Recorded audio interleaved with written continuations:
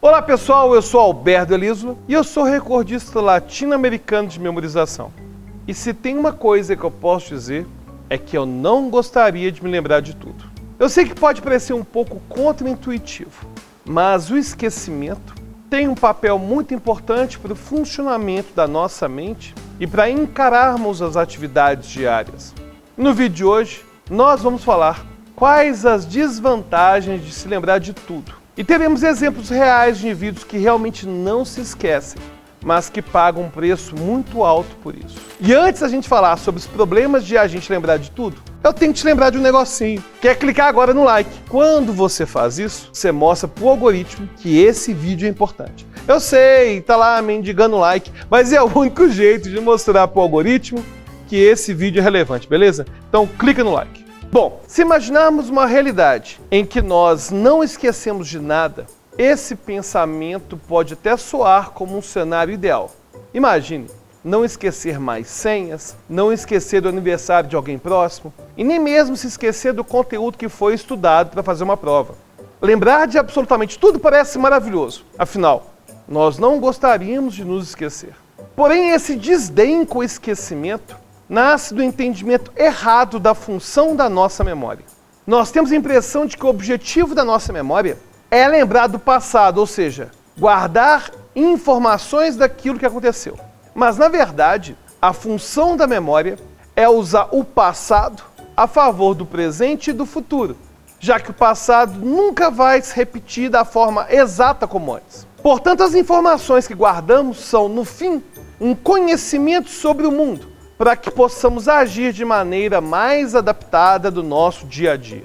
Talvez você não perceba o que isso signifique em fins práticos. Qual seria a diferença entre guardar o passado e usar o passado em favor do futuro? A diferença é que o uso prático da memória implica que ela deve ser uma informação dinâmica, adaptável ao contexto e modificável.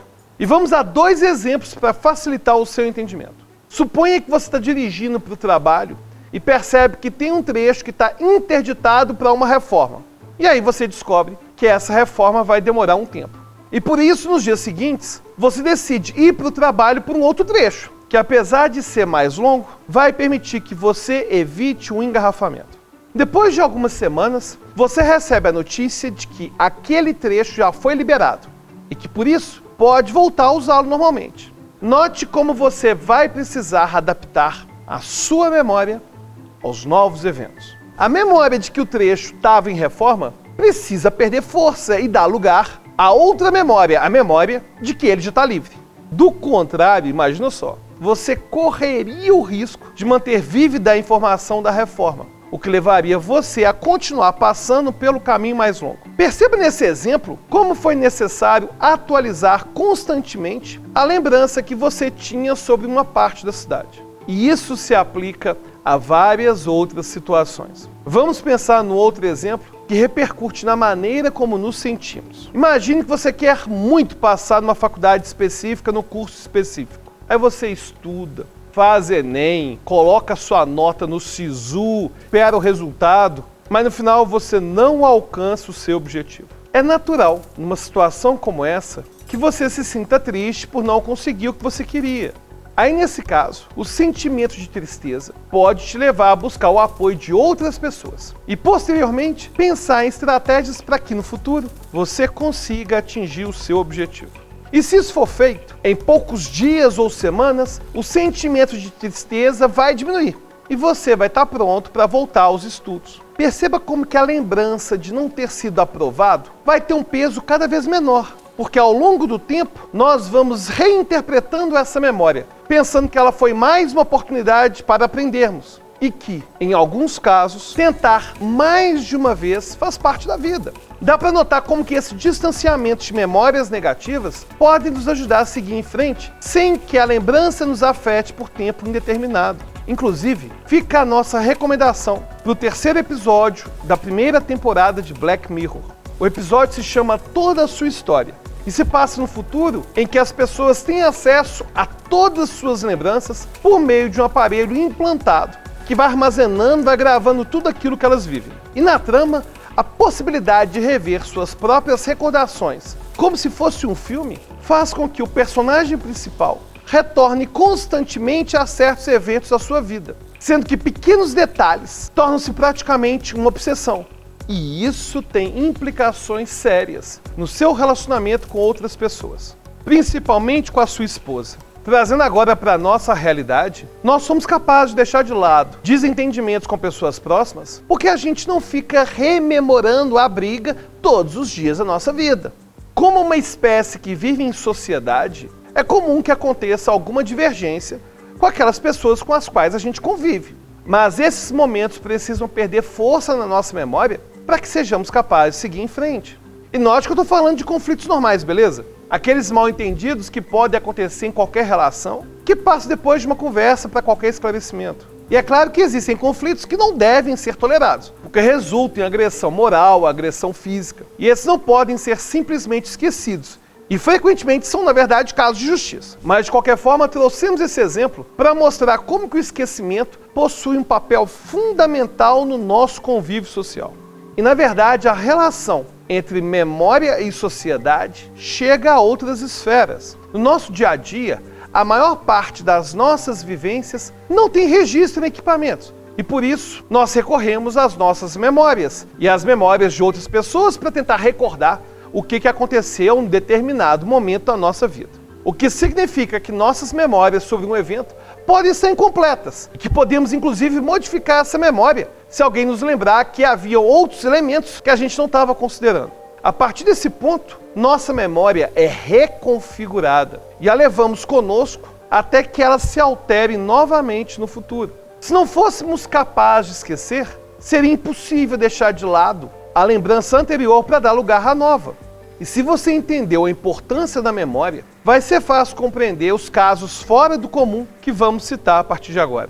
O primeiro é o da americana Jill Price, a primeira pessoa do mundo a receber o diagnóstico de hipertimesia, que seria a incapacidade de se esquecer do passado. E tudo começou quando Price procurou acadêmicos lá da Universidade da Califórnia, dizendo que se sentia exausta, pois sentia que suas lembranças eram um fardo que ela tinha que carregar. E a partir de testes realizados, foi verificado que Jill era sim capaz de lembrar de detalhes de todos os dias da sua vida, desde os 14 anos de idade. Ela consegue descrever onde que ela estava, o que ela estava fazendo, o que ela estava vestindo e os principais acontecimentos daquele dia. Aparentemente, Jill tem praticamente uma obsessão por datas, calendários e eventos. Ela guarda diários e guias informativos há décadas. E esse interesse pode reforçar memórias a ponto de elas ficarem sempre disponíveis. Isso ajuda a explicar por que em outros aspectos, a memória dela é como a de um ser humano normal. Ou seja, ela possui uma memória autobiográfica fora do comum. Mas não significa que ela vai guardar mais do que você sobre os aprendizados de uma aula de neurociências ou de um vídeo como esse do canal. Lembrar de quase toda a sua vida pode parecer uma habilidade maravilhosa, mas além de se sentir exausta, Jill também era afetada de outras formas. Em 2003 ela se casou, mas infelizmente seu marido faleceu pouco tempo depois. Ele foi vítima de um acidente vascular cerebral. 3 anos depois desse ocorrido, Jill deu uma entrevista dizendo que todos os dias ela se sentia arrasada, como se tudo aquilo tivesse acabado de acontecer. Ela ainda chorava 5, 10 vezes por dia, sentindo a dor de ter perdido seu marido, da mesma forma quanto no dia que ela perdeu. Para nós, o tempo cura a dor, mas isso não acontece com Jill Price. Passando por um outro caso extraordinário, o importante neuropsicólogo Alexander Luria estudou o caso do jornalista e mnemonista russo Solomon Chereshevsky. Solomon era capaz não só de lembrar os fatos passados da sua vida, como a Jill Price, mas ele também se lembrava de listas de palavras, poemas, seja no seu idioma ou no idioma desconhecido, fórmulas complexas de matemática, e guardava tudo isso, mesmo muitos anos depois de ter tido apenas um contato. Solomon tinha um caso muito específico de sinestesia, que consiste no cruzamento dos nossos sentidos. Por exemplo, sentir um cheiro específico ao ouvir uma música, ou sentir um gosto depois de ver uma paisagem. E o caso de Solomon era especial, porque ele tinha sinestesia quíntupla, ou seja, todos seus sentidos intercambiavam informações entre si, mesmo que apenas um deles estivesse sendo estimulado. Ou seja, um ruído para ele tinha cor, cheiro, gosto, textura. E isso acontecia também com qualquer outra combinação sensorial. Nas palavras dele, se eu ler enquanto como, eu tenho dificuldade em entender o que eu estou lendo, já que o gosto da comida inunda os outros sentidos. E isso permitia uma associação muito forte entre os estímulos que ele percebia, ao ponto de ele usar várias dicas internas para se lembrar de uma única informação. Por exemplo, ele conseguia lembrar de uma lista de números porque associava cada um deles a uma imagem. Aliás, é isso que nós, campeões de memória, fazemos. Aí ele colocava que o número 1 era um homem orgulhoso, o 2 uma mulher de alto astral, o 3 uma pessoa sombria e assim sucessivamente. Inclusive, para servir de curiosidade, as pessoas como eu que participam de competições de memória vão usar recursos bem parecidos. Por exemplo, cada carta do baralho vai ser um personagem, cada sequência de 6, de 9 dígitos vai ser uma pessoa, enfim. Esse processo de associação e de conexão, todos nós, campeões de memória, fazemos. Mas o que Solomon fazia de diferente? É que as associações do Solomon surgiam de forma intuitiva e de forma muito mais poderosa. Então, por exemplo, ele tinha as imagens, mas ao passar as imagens, as conexões eram imediatas. Por mais que nas demonstrações de memória da televisão eu faça isso muito rapidamente, por exemplo, uma história que eu até contei no Flow Podcast, que eu participei da primeira temporada dos Incríveis do National Geographic e tive que memorizar uma sequência de 500 códigos de barra, cada um com 8 algarismos, para a primeira etapa. E para a segunda, 700 códigos de barra, também com 8 algarismos. Aí o Casé Peçanha ia pegar aleatoriamente 10 desses códigos de barra. E eu ia falar qual que era o produto que estava atrás do código de barra. Ou seja, assim como Solomon Chereshevsky e todos os campeões de memória do mundo, eu também crio associações. Só que eu e os outros campeões de memória temos que conscientemente criar essas conexões. Ele não. Ele, além de usar as técnicas de memorização, além de usar as associações, de criar sistemas para cartas, números, além de tudo isso, ele tinha uma condição inata de misturar todos os sentidos. E isso, é claro, tornava ele um mnemonista muito especial. Não era uma questão de escolha. Para ele, era impossível não criar essas conexões. Elas eram intuitivas. E por conta disso, Solomon não conseguia flexibilizar as informações que ele guardava, porque ele só conseguia perceber da maneira como ele recebia. A percepção dele era tão forte que suas memórias se tornavam inalteráveis. E por isso ele era incapaz de entender metáforas, poesia, abstrações. Nas palavras dele, eu só consigo entender o que eu posso visualizar. Para eu entender o significado de algo, eu tenho que vê-lo. Fecha aspas. Um outro problema que ele enfrentava era o de reconhecer rostos. No primeiro contato com alguém, ele guardava o rosto da pessoa tão detalhadamente que era difícil reconhecer essa pessoa depois que ela fizesse alguma mudança. Alterações de cabelo, maquiagem, barba, ou alterações causadas pelo próprio envelhecimento natural dificultavam a recordação de Solomon. De acordo com ele, aspas, rostos são muito mutáveis. E esses são apenas alguns dos problemas que ele enfrentou até a sua morte em 1958. Todos esses casos me lembram do que um ex-professor me disse uma vez. Em nível cerebral, se você ganha muito de uma coisa, você perde em outra. E antes de finalizarmos, vale a pena conferir o caso dos savants. Parece ser o contrário, pessoas que ganharam muito de uma capacidade por terem perdido algo muito cedo. O termo savant foi cunhado pelo médico londrino Langdon Down. E, na verdade, ele se referiu a esse grupo de pessoas como idiot savant, que seria idiotas sábios. Ele estava se referindo a crianças com capacidades cognitivas extremamente limitadas, mas que possuíam habilidades impressionantes numa área específica. Por exemplo, habilidade para cálculos, desenhos, ou principalmente para lembrar e executar músicas. Um deles foi o caso do Tom Cego, que já citamos no vídeo sobre como aprender um instrumento musical. Um outro relato descrito pelo neurocientista Oliver Sacks é o de Martin, um rapaz que nasceu sem problema cerebral, mas após uma meningite aos 3 anos, teve seu cérebro gravemente afetado. Depois disso, ele passou a se fascinar por música, cantando e tocando no piano aquilo que ele escutava. Além disso, ele desenvolveu uma memória sem igual memorizando músicas longas e complexas, músicas que às vezes foram ouvidas pouquíssimas vezes. Quando Oliver Sacks o conheceu, Martin relatou ter decorado mais de 2.000 óperas, o que levou o neurocientista a fazer alguns testes. Ele pedia para Martin cantarolar algumas dessas óperas, enquanto o próprio Sacks acompanhava na partitura para conferir se não tinha nenhum erro. E o neurocientista foi incapaz de encontrar qualquer erro. Martin conseguia não apenas lembrar das melodias principais, mas também daquilo que cada um dos instrumentos fazia durante a execução da ópera.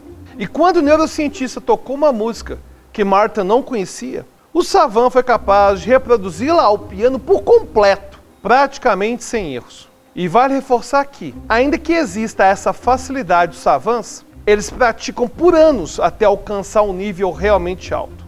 O que realmente impressiona no caso dos savants é a prodigiosidade isolada numa mente que demonstra sérios déficits em outras áreas. Um savant pode decorar toda uma ópera de Wagner, mas pode ser incapaz de compreender conceitos abstratos ou inferir a moral de uma fábula. O que parece acontecer com esses pacientes é um dano no hemisfério cerebral esquerdo durante a gestação ou na primeira infância. Esse lado cerebral é mais especializado que o direito no que diz respeito a habilidades linguísticas ou abstração.